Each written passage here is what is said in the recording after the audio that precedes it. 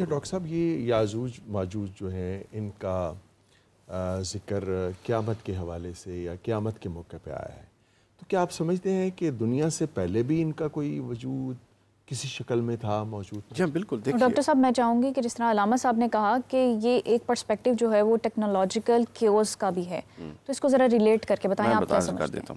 دیکھیے انٹرپریٹیشن تو کوئی بھی ہو سکتی ہے جی، لیکن فیکٹ چونکہ نص قرآنی کے اندر موجود ہے اور قرآن مجید کے اندر ان کا تذکرہ موجود ہے. جی، اور جس طرح ابھی میں دونوں سوالوں کو ریلیٹ کر دوں، جس طرح ابھی ڈاکٹر صاحب فرما رہے ہیں کہ ذوالقرنین کے حوالے سے موجود ہے، اور ظاہر ہے وہ ماں قبل مسیح میں وہ گزرے ہیں جی، اور ایک بادشاہ گزرے ہیں اور جنہوں نے یہ دیوار قائم کی جس کا پورا پس منظر قرآن نے دیا. بالکل. تو لہٰذا اب ہو سکتا ہے کہ اس کی جو ماڈرن انٹرپریٹیشن ہے وہ کوئی اور صورت اختیار کر سکتی ہے، لیکن یہ ایک حقیقت ہے، یہ ایک مخلوق تھی، یہ موجود تھی.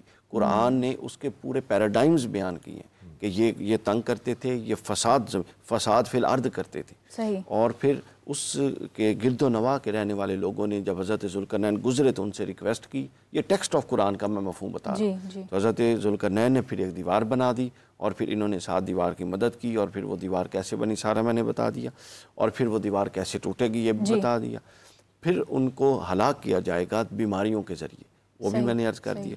تو لہٰذا یہ اس کی جو سائبر وار یا جو انٹرپریٹیشنز ہیں، یعنی یہ ضروری نہیں ہوتا کہ ایک چیز کی ایک ہی انٹرپریٹیشن ہو، ایک سے زائد انٹرپریٹیشن ہو سکتی ہیں. اور پھر ہم مسلمانوں کے لیے کون سی انٹرپریٹیشن درست ہے، کیونکہ آپ حضرات نے ہماری رہنمائی کرنی ہے؟ دیکھیے میں تو یہ سمجھتا ہوں کہ جو ٹیکسٹ آف قرآن میں آیا ہے وہ پہلے بھی ایک مخلوق کے طور پہ تھے. یہ ایک مخلوق ہے الگ سے، یہ ایگزسٹ کرتی ہے، یہ فزیکل مخلوق ہوگی، یہ فزیکلی ڈسٹرائے کرے گی.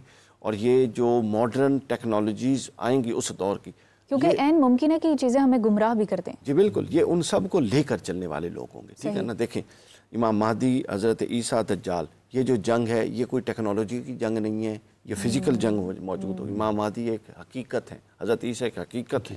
ٹھیک ہے نا. تو دجال ایک حقیقت ہے جس کو بیان کیا گیا. تو اب دجال کی یہ جس کی طرف انہوں نے اشارہ کیا نا، اس طرح علماء گئے ہیں، لیکن وہ یہ گئے ہیں کہ جو دجال کی نشانیاں ہیں وہ ظاہر ہے دجال بھی تو کسی کا نمائندہ ہوگا نا. مہدی کون ہے؟ حق کے نمائندے، اللہ رسول کے نمائندے، ہادی برحق ہیں. ہاں، وہ مکہ اور مدینہ کے نمائندے ہیں، جو کہ مکہ اور مدینہ 2 شہر بچ جائیں گے. تو دجال نے بھی کسی ملک کا نمائندہ ہونا جس کی طرف اشارہ کیا گیا. صحیح. تو جب یہ ایگزسٹ کرتی ہیں، یہ بالکل اسی طرح سے ہوں گے. یہ نصوص احادیث اور قرآن کے اندر موجود ہے. اچھا، اس کے بعد یہ کہ جب ان کو تباہ کر دیا جائے گا ان بیماریوں کے ذریعے، تو ان کی تباہی سے دنیا پوری کی پوری گندی ہو جائے گی. پھر اللہ تعالیٰ حضرت عیسیٰ علیہ السلام کی دعا سے ایک بارش برسائیں گے، اور اس بارش کی روشنی میں پھر ہر شے صفائی ہو جائے گی. اس کے بعد کعبۃ اللہ مدینہ ویران ہوگا، کیونکہ مدینہ کے جو اکثر مومنین ہوں گے وہ امام مہدی کی قیادت میں دجال سے لڑنے کے لیے مدینہ سے نکل آئے ہوں گے. اور پیچھے صرف منافقین رہ جائیں گے. تو اللہ تعالیٰ پھر گنبد خضرا، چونکہ حضور نے فرمایا، حدیث ہے کہ میرا ممبر اور روضہ من ریاض من ریاض الجنہ، جنت کا ٹکڑا ہے، تو اس کو اٹھا لیا جائے گا واپس جنت میں. صحیح. یعنی جب زمین پر قیامت واقع ہوگی تو یہ جو روضہ رسول اور گنبد خضرا ہے یہ اس وقت زمین پر موجود نہیں ہوگا، یہ جنت میں منتقل ہو چکا ہوگا. اس کے بعد کعبہ ویران ہوگا. حدیث ہے صحیح بخاری اور مسلم میں کہ ایک پتلی پنڈلیوں والا شخص کعبے کو جلا دے گا. ایک اس سے پہلے بھی کعبہ جلایا گیا واقع حرہ میں کربلا کے بعد، جب امام حسین کی شہادت ہوئی اور مکہ اور مدینہ کی طرف سے بغاوت اٹھی تو مسلم بن عقبہ کی قیادت میں جو یزید نے لشکر بھیجا اس نے بھی جلایا تھا. یہ اس کے علاوہ ایک ثانی واقعہ ہوگا، دوسری دفعہ جلایا جائے گا کعبہ اور اس کی توہین کی جائے گی، تو کعبۃ اللہ جلا دیا جائے گا. اس کے بعد سورج مغرب سے طلوع ہوگا. ان کے ہاں ترتیب بھی یہی ہوگی. سورج مشرق یا مغرب سے طلوع ہوگا، اور یہ وہ واقعہ ہوگا سورج کا مغرب سے طلوع ہونا کہ اس کے بعد حدیث پاک میں ایسے. لیکن ڈاکٹر صاحب چونکہ ارتھ جو ہے وہ سورج کے گرد ریوالو کرتی ہے، اور یہ مشرق سے طلوع ہونا تو مطلب ایک پورا ایک نظام ہے. اگر مغرب سے طلوع ہوگا تو یہ نظام کیسا ہوگا، کیسے ریورس ہو جائے گا؟ مشرق سے طلوع کر کے نظم دیا ہے جو وہ مغرب سے طلوع، چونکہ اب مغرب سے طلوع کرنے کے بعد یہ حدیث میں ہے کہ 6 سے 7 ماہ کے اندر سب کچھ کلوز ہو جانا ہے. تو یہ اس خرابی اور اس تباہی کی طرف ہی تو سارا کا سارا اشارہ ہوگا. ٹھیک ہے نا. وہ تباہی کس طرح کی ہوگی؟ اب وہ بتانے لگا میں بتانے لگا. سورج جب اس کی طرف سے طلوع ہوگا، اس کے بعد مغرب سے طلوع ہوگا، اس کے بعد ایک مخلوق نکلے گی جس کو دابت الارض کہیں. یہ قرآن مجید کے اندر اس کا ذکر ہے. ٹھیک ہے. اب اس کی بھی اسی طرح انٹرپریٹیشن ہے جس طرح مظاہری صاحب پہلے فرما رہے. تو یہ ایک مخلوق ہوگی، اس کے دائیں ہاتھ میں، صحیح بخاری میں اس کے دائیں کتاب الفتن میں دائیں ہاتھ میں حضرت موسیٰ کا عصا ہوگا، اور بائیں ہاتھ میں حضرت سلیمان کی خاتم انگوٹھی ہوگی. اچھا. تو جو اس وقت تک مومن زندہ ہوگا یہ اس کو عصا ماریں گے اس کا چہرہ روشن ہو جائے گا, اور جس کے ماتھے اور ناک کے درمیان یہ انگوٹھی کی اسٹیمپ کریں گے وہ کافر ہوگا. ٹھیک ہے, یہ دعوت اللہ. نقصان بھی پہنچائیں گے؟ نہیں, یہ نقصان نہیں پہنچائیں گے, یہ صرف نومینیشن کریں گے مومن اور کافر کے اندر. اچھا. اور گھومیں گے پوری دنیا میں گھومیں گے. اس نومینیشن کا کیا مقصد کیا ہے؟ نومینیشن کا مطلب آگے پتہ لگ رہا ہے جی. یہ جب نومینیشن کر دیں گے تو الدخان, سورہ دخان کے اندر اس کا ذکر ہے. یہ سب ٹیکسٹ آف قرآن ہے, اس کی انٹرپریٹیشن میں آپ ویری کر سکتے ہیں, اس کی ترتیب تقدم و تاخر میں آگے پیچھے کر سکتے ہیں, لیکن اس کا مطلق انکار نہیں ہو سکتا. صحیح. الدخان, تو جس کو وہ روشن کر کے گئے ہوں گے وہ دھواں نکلے گا, اتنی ٹھنڈی ہوا ہوگی وہ دھوئیں کی, وہ دھواں ہوگا کہ جو اس کی لپیٹ میں آئے گا منافق یا کافر مرتا جائے گا, اور اہل ایمان کو صرف نزلہ ہوگا اس دھوئیں سے. اچھا. ٹھیک ہے, اس سے نزلہ ہوگا ان کو, تھوڑا سا فرو ہوتا ہے جس طرح. اس کے بعد کیا ہوگا جی, اس کے بعد یہ دخان وہی پہاڑ جو ہے وہ روئی کے گالوں کی مانند ہو جائیں گے.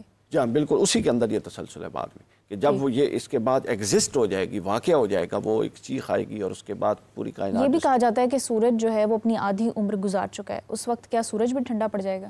سورج تو ٹھنڈا نہیں پڑ رہا ہے. اب واللہ عالم اللہ تعالیٰ اس کو سورج کو کیسے مینج کرتا ہے. سورج نے تو قیامت کے دن بھی سوا نیزے پہ ہونا ہے, جہاں تک ہمیں حدیث کا پتہ چلتا ہے. سورج نے تو سوا نیزے پہ ہونا. اچھا, تو اس کے بعد دعوت الارض اور الدخان کے بعد ایک ٹھنڈی ہوا چلے گی. دخان مومنین کو ختم کر دے گی, اور ٹھنڈی ہوا جو ہے وہ مومن جو بھی اس کو, اب مومنین کو نہیں, منافقین اور کافرین کو. جی جی. اس کے بعد ایک ٹھنڈی ہوا چلے گی کہ ایک مومن جب اسے سونگے گا, اور بے شک وہ غار میں بھی ہو, تو وہ مومن اس کو سونگ کے اس کی روح قبض ہو جائے گی. اس کے بعد زمین پر صرف منافقین اور کافرین رہ جائیں گے. لیکن پہلے تو منافقین بھی ختم ہو گئے. منافقین کو سٹیمپ کر دی نا, اور منافقین کو سٹیمپ کر دی, اور الدخان نے ان منافقین کو مار دیا سارے کے ساروں کو. اچھا سمجھ گئے. اس کے بعد مومنی. اس کے بعد پھر کیا ہوگا, اللہ تعالیٰ قرآن مجید, یعنی اب مومن چلے گئے, کافر بھی چلے, اب اس کے بعد کیا ہوگا, قرآن مجید کو اٹھا لیا جائے گا. ٹھیک ہے, آخری قرآن مجید کو اٹھا لیا جائے گا. اور قرآن مجید کو جب اٹھا لیا جائے گا تو صبح جب ہم اٹھیں گے تو قرآن مجید کے حروف موجود نہیں ہوں گے. پھر قرآن پہلے آسمان پر جائے گا, پھر دوسرے آسمان پر, پھر تیسرے آسمان, پھر چوتھے آسمان, حتیٰ کہ اللہ کو پکارے گا ربی ربی. 7ویں آسمان پر اللہ اس کو جواب دے گا. اللہ تعالیٰ پوچھیں گے کہ تجھے تو میں نے زمین پہ اتارا تھا کہ میرے بندوں کی ہدایت کر, تو واپس کیوں آ گیا؟ تو قرآن شکوہ کرے گا کہ یہ مجھے پڑھتے تھے ولا یؤمن بی, اور کوئی مجھ پر عمل کرنے والا نہیں تھا, لہٰذا میں واپس آ گیا. تو اللہ تعالیٰ اس کو قبول فرما لے. اچھا ڈاکٹر صاحب, ایک بہت بڑی آگ کا بھی ذکر ہے, آخری علامت وہ تھی یمن سے. اس کے بعد یمن سے ایک آگ نکلے گی, اور جو دنیا و ما فیہا میں اس وقت باقی رہ جائے گا, اس کو وہ یوں آپ سمجھ لیں کہ جس طرح وہ سمیٹتے سمیٹتے سمیٹتے نا, دھکیلتے دھکیلتے وہ جہاں جا کے اس آگ کی کلوجر ہوگا وہ میدان محشر ہوگا. اور اس کے بعد ایک زوردار دھماکہ ہوگا.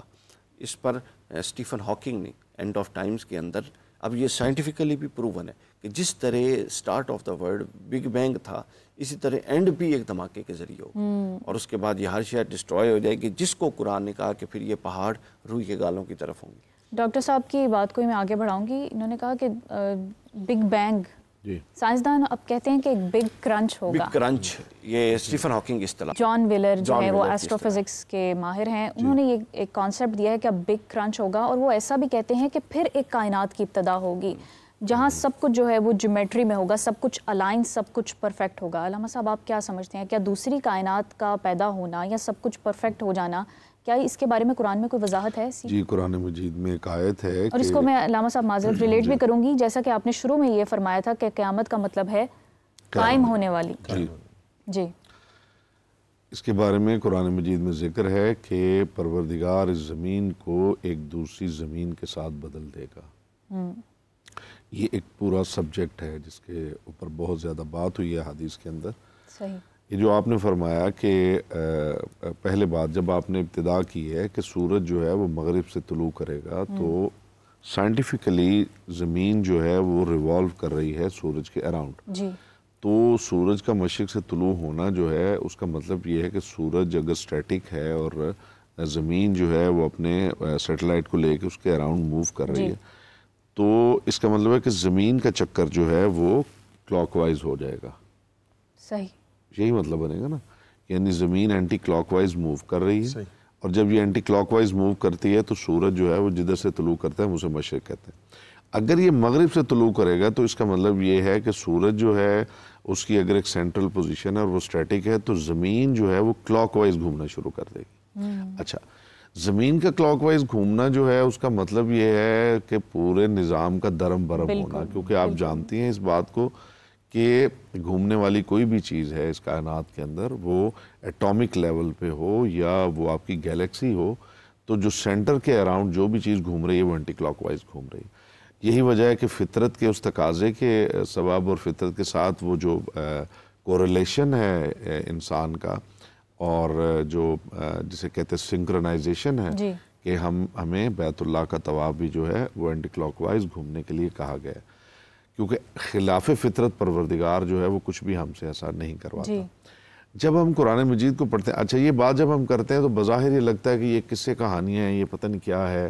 آج کل کے جو اسٹوڈنٹس ہیں دیکھیے یہی چیزیں ہیں جن کو میں چاہتا ہوں انہیں ایڈریس کرنے کی ضرورت ہے, بجائے اس کے کہ آپ ان چیزوں کی طرف جو ہے وہ چلے جائیں کہ وہ ایک فکشن بنا کے ہم پیش کرتے رہیں قیامت کی, کہ دجال کی سٹوریز اور اس کی یاجوج ماجوج کی سٹوریز اور بچے اس میں کھوئے, لوگ انتظار ہی کرنے بیٹھ جائیں کہ ہم بھی دیکھیں گے. ٹھیک ہے نا جی. تو جو اب بھی اسٹوڈنٹ ہیں, جو کالج یونیورسٹی کا اسٹوڈنٹ ہے, اس کے جدید جو سوالات ہیں ان کو ایڈریس کرنے کی ضرورت ہے, ان کو سمجھنے کی ضرورت ہے. ایک بچہ جب آپ یہ بات کرتے ہیں تو ایک بچہ سوچتا ہے کہ ضرور یہ بالکل وہ بائبل کی طرح کی سٹوریز ہیں اور ہمیں بیوقوف بنایا گیا ہے اور یہ کوئی لاجک ان کے اندر نہیں ہے, کوئی سائنٹیفک پروف نہیں ہے, کوئی جسٹیفیکیشن نہیں ہے. تو بچے جو ہیں وہ ڈسٹربڈ ہیں اندر سے. یہ میرا اپنا بھی درد دل ہے. میں بہت سارے پلیٹ فارمز پہ یہ بیان کر چکا ہوں کہ مسلم فیملیز, مومن فیملیز, ان کے بچے یونیورسٹیز میں جا کے ایتھیسٹ ہو چکے ہیں, پیرنٹس کو بیچاروں کو نہیں پتہ, اور وہ بچے جو ہیں وہ ڈرتے ہوئے پیرنٹس سے کہ کہیں بے عزتی نہ ہو جائے تو وہ نمازیں بھی پڑھے جا رہے ہیں, مسجدوں میں بھی جا رہے ہیں, لیکن اندر سے وہ ختم ہو چکے ہیں. صحیح.